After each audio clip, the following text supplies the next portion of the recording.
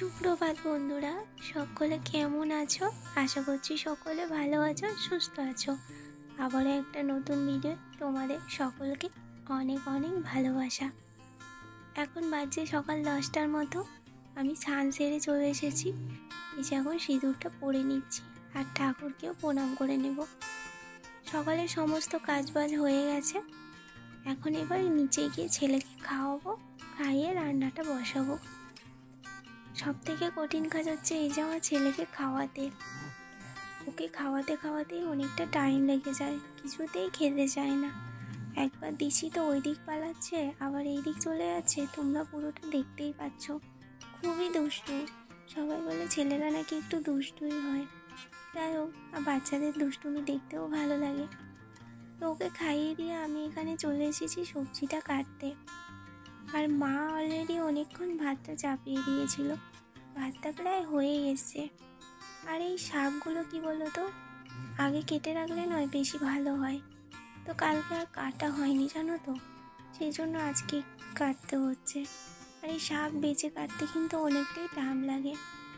আর আমাদের বেশি অসুবিধা কেন হয় না বলো তো, কারণ মা আর আমি দুজন মিলেমিশে আমরা কাজ করে নিই। আমরা এটা মনে করি না যে মা কেন কম করছে কিংবা আমি কেন কম করছি, মাও এটা কোনোদিনও মনে করে না। যখন যেটা কাজ থাকে, যে যখন ফাঁকা পাই তখন আমরা সেটাই করে নিই। সত্যি কথা একটা বলতে কি জানো তো, শাশুড়ি যদি বৌমাকে মেয়ের মতো এবং বৌমা যদি শাশুড়িকে মায়ের মতো করে নেয় না, তাহলে এই সংসারে কোনো অসুবিধাই হয় না। আর সেই সংসারের কাজগুলোও কিন্তু খুব তাড়াতাড়ি হয়ে যায়, আর বোঝাও যায় না। মানে কারো একার কষ্ট হচ্ছে, যে কষ্টটাও বোঝা যায় না। আর সেই সংসারটা অনেক সুখেরও হয়।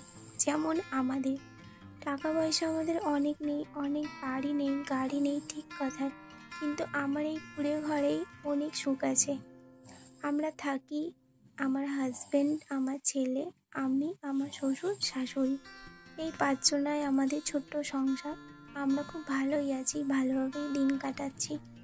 এরকমভাবেই যেন আমাদের চলে যায়। তোমাদের সঙ্গে কথা বলতে বলতে অনেকটাই রান্না আমার এগিয়ে গেল। শাকের তরকারিটা হয়ে গেছে। বেগুন আর বড়ি দিয়ে আজকে শাকের তরকারিটা বানালাম। বেশ কিন্তু খেতে হয়েছিল। আর এই যে হাঁসের ডিমটা একটা দাদু অনেকগুলো করেই দিয়ে যায়। তো এই যে আজকে 4টে বানাচ্ছি, কারণ বাবুকে অঙ্গনারী থেকে ডিম সেদ্ধ হয়ে দিয়েছে। তো ওর একটা হয়ে যাবে, ও ওটা খেয়ে নেবে।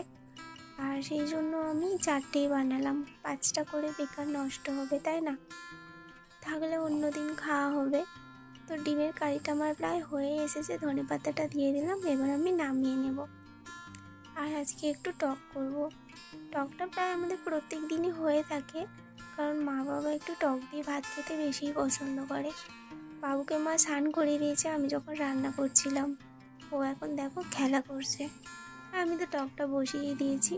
আর দেখো যেই বাসনগুলো হয়ে গেছে, মা সেই বাসনগুলো মেজে নিচ্ছে। তোমাদেরকে আমি দেখিয়েই দিলাম যে আমরা দুজনা মিলেই কাজ করে নিই।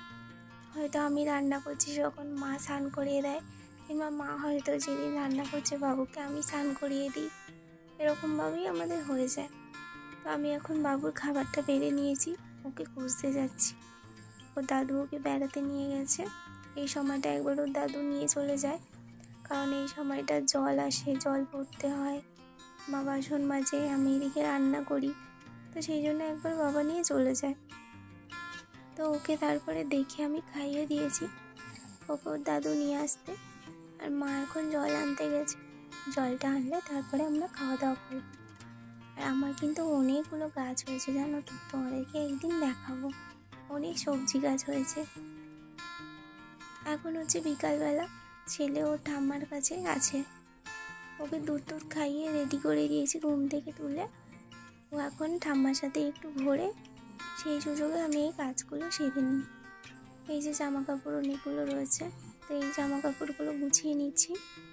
গুছিয়ে নিয়ে সব কিছু এক জায়গায় ভাঁজ করে রেখে দেব। আর ও তো খুব দুষ্ট হয়েছে, ওর কাছে এই কাজগুলো করাই যায় না, সব নিয়ে ফেলে দেয়। আর আজকে সন্ধ্যেবেলা দেখো কে চা করছে, তোমাদের দাদা ভাই। ওই চাটা বসিয়ে দিয়েছে। আর এখন আমি এই যে এখানটা পরিষ্কার করছি, বাবু নোংরা করে দিয়েছিল। যেহেতু পৌষ মাস, যেহেতু রাত্রিবেলা ঝাড়ু দিয়ে ঝাঁটা দিতে হয় না, তো সেই জন্য আমি একটা এই যে জামা ছেঁড়া নিয়েছি, ওটা দিয়েই ধুলোগুলোকে এক জায়গায় জড়ো করে দিলাম। বিকালবেলা কারেন্ট চলে গিয়েছিল জামা কাপড় গোছাতে গোছাতে, এইভাবেই খাটে রেখে চলে গিয়েছিলাম নিচে। তো এখন কারেন্ট এসেছে, এই যে আমি ওপরে জামা কাপড়গুলো সব গুছিয়ে গুছিয়ে রাখছি। আরও অনেকগুলো জামা কাপড় আছে, সেইগুলো গুছিয়ে গুছিয়ে আমাকে রাখতে হবে। এই যে ছেলের দোলনাটা, ও তো আর শয় না ওতে, দোলনাটা পড়েই আছে। ভাবলাম পড়ে যেহেতু আছে, একে কাজে লাগানো যাক। এখন কিছু কেনার মতো অর্থ নেই সত্যি কথা বলতে, তো সেই জন্য এখন এই দোলনাটার ভেতরে এই যে জামা কাপড়গুলো আছে, এই জামা কাপড়গুলো তো রোজও পরে না, সেই জন্য ওর যেগুলো এক্সট্রা সেগুলো আমি এই দোলনাটার ভেতরে রেখে দিচ্ছি।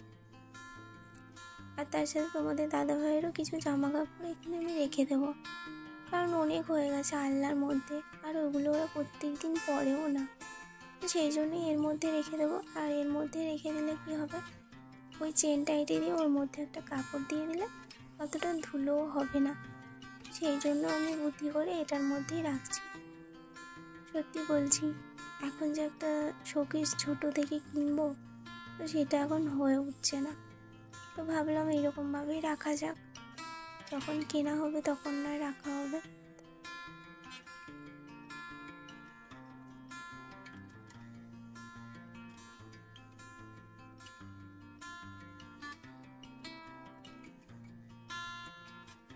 ছোট বাচ্চাদের অনেক জামা কাপড় হয়, সেই জন্য কি বলতো ওই জামা কাপড়গুলো রাখারও খুব অসুবিধা হয়, আর আল্লাহর সামনেটা রাখলে না একদম বাজে দেখায়, তো সেই জন্য এইভাবে গুছিয়ে রেখে দিলাম, যখন যেটা দরকার হবে বার করে নেব।